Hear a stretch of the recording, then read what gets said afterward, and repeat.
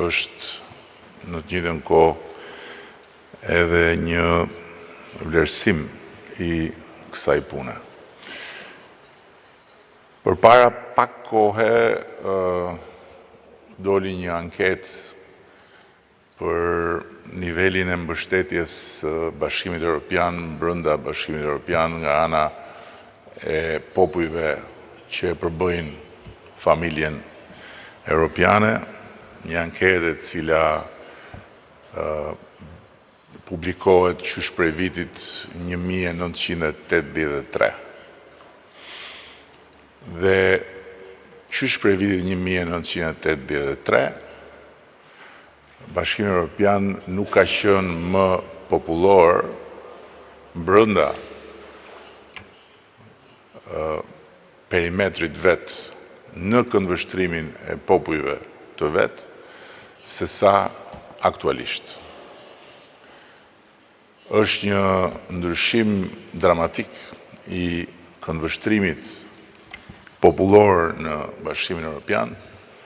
që natyrisht vjen si rezultati faktit se çka ishte marrë deri para pak kohësh si e mirë qenë, nuk është më e mirë qenë. Dhe instinktivisht popujt e Bashkimit Evropian, unë them pjesa perëndimore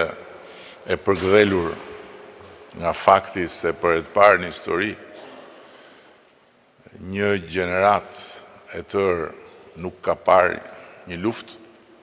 se nuk kishte parë një luftë, janë vetëdijsuar se Bashkimi Evropian është edhe një perimetër sigurie. Një perimetër sigurie brenda të cilit vendet dhe popujt që e përbëjnë ndjehen dhe duan të mbeten të pa kërcënuar në të gjitha ato që kanë arritur dhe mbi të gjitha në lirinë e tyre individuale dhe në barazinë e tyre përpara ligjit. Patjetër, pastaj edhe në të gjitha aspektet e tjera që e bëjnë Bashkimin Evropian një krijesë të jashtëzakonshme politike. E solla këtu këtë për të thënë që për ne shqiptarët ka qenë përgjithsisht më e thjeshtë dhe mbetet më e thjeshtë pseja e domosdoshmërisë së të qenit antar të Bashkimit Evropian. Për ne shqiptarët, qenit antar të Bashkimit Evropian është të qenit përfundimisht të lirë nga historia jonë, nga hija e historisë sonë dhe të qenit përfundimisht sigurt se liria jonë individuale dhe barazia para ligjit për të cilën po bëjmë këtë përpjekje të madhe nuk do të jenë më një atribut i lëvizshëm në varësi nga kush qeveris këtu në Tiranë. Dhe lidhur me arsyeën pse jemi këtu sot, kjo bëhet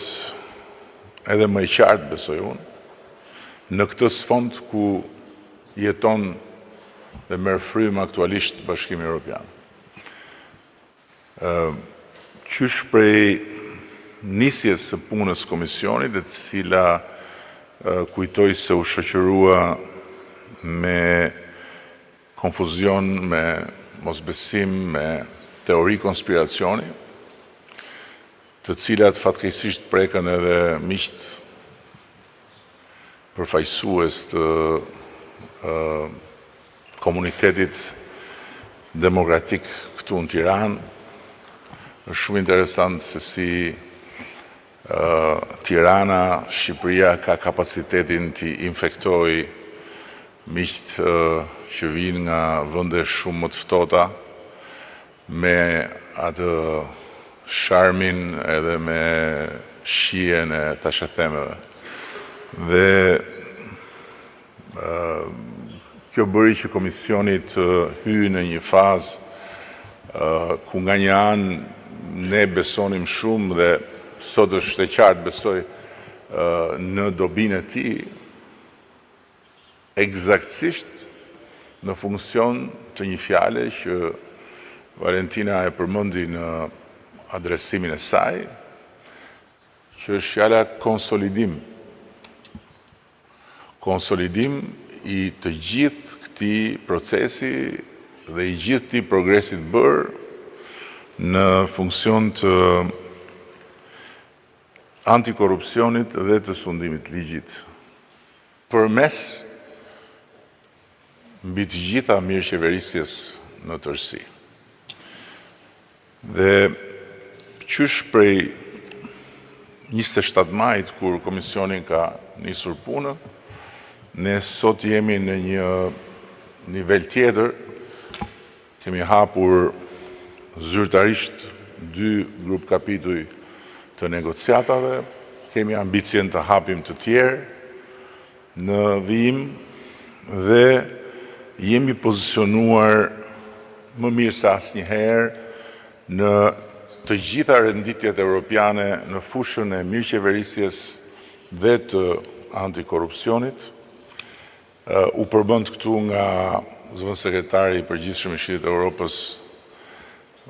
apo nga Valentina vlerësimi i Grekos për parandalimin e korrupsionit, vlerësim që na ngjiti 18 vende në indeksin e perceptimit korrupsionit në Transparency International, vlerësim që nga ana tjetër u bë edhe nga Sigma, që na vendosi qartësisht si një vend lider në rajon për administrimin e financave publike, për prokurimin publik, për menaxhimin e burimeve njerëzore, koordinimin e politikave, vlerësim që u bë nga Bertelmans,